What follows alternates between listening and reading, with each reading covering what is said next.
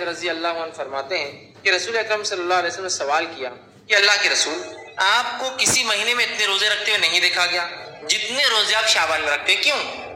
صحابی نے سوال کیا، اللہ کے رسول آپ کو جتنے روزے شعبان میں رکھتے ہوئے دیکھا گیا اتنے روزے تو آپ کبھی نہیں رکھتے شعبان کے علاوہ، ایسا کیوں؟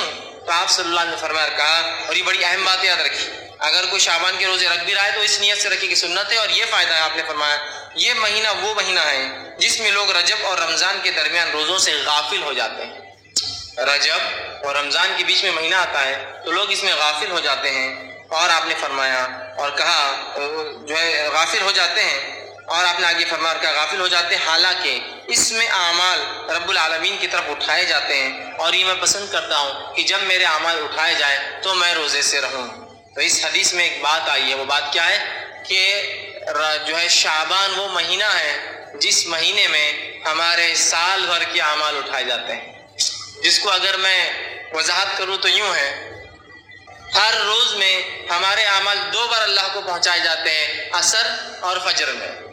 اس لیے آپ نے فرمایا عصر اور فجر کی نماز مت چھوڑو، اس لیے کہ 2 وقت ایسے ہیں جب اعمال اللہ کے پاس پیش کیے جاتے ہیں اور میں عبادت میں رہوں۔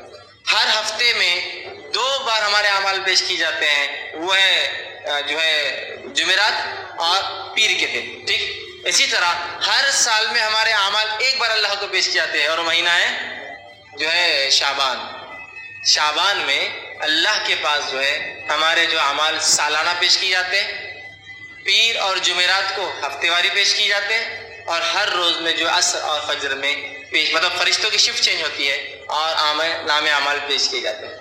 تو کیا فائدے اور کیا فضائل ہے اس روزے کے کہ یہ مہینے کے اندر ہمارے اعمال اللہ کو پیش کیے جاتے ہیں۔ کیسے، کیوں، کیا کہ اللہ غافل ہے ہمارے اعمال سے؟ نہیں، اللہ سب جانتا ہے، پھر بھی اللہ نے فرشتوں کو تعینات کر رکھا ہے تاکہ فرشتے بھی گواہ ہو جائیں گے ہم پر کہ ہم نے دنیا میں کیا اعمال کیے، ٹھیک ہے؟ تو ہر سال ہمارے اعمال جو پیش کیا جاتا ہے، آپ نے فرمایا میں یہی چاہتا ہوں کہ جب میرے اعمال بھی پیش کیے جائیں نا تو میں جو ہے وہ روزے کی حالت میں رہوں، اس لیے کہ اللہ راضی ہوتا ہے نا عبادت سے، ٹھیک ہے؟ تو پہلا کام اس مہینے کی فضائل کیا ہے؟ روزے رکھیے۔ مقصد اور اس کے جو تعلق سے جو بات آتی ہے وہ کیا ہے؟ کیا ہوتا ہے اس مہینے کے کیے گئے عمل اللہ کے پاس جو ہے ہمارے اعمال پیش کیے جاتے ہیں، اور آپ نے فرمایا میں چاہتا ہوں کہ جب میرے اعمال جائیں تو میں اللہ کے پاس جو ہے روزے کی حالت میں رہوں۔ اور یاد رکھیے، لیکن یہ مہینہ حرمت والے مہینوں میں سے نہیں ہے۔ اعمال پیش کیے جاتے الگ بات ہے، لیکن یہ مہینہ حرمت والے مہینوں میں سے نہیں۔ آئیے یہ اس کے فضائل، اتنے ہی فضائل رکھے جا سکتے ہیں اس مہینے کے تعلق سے کہ روزے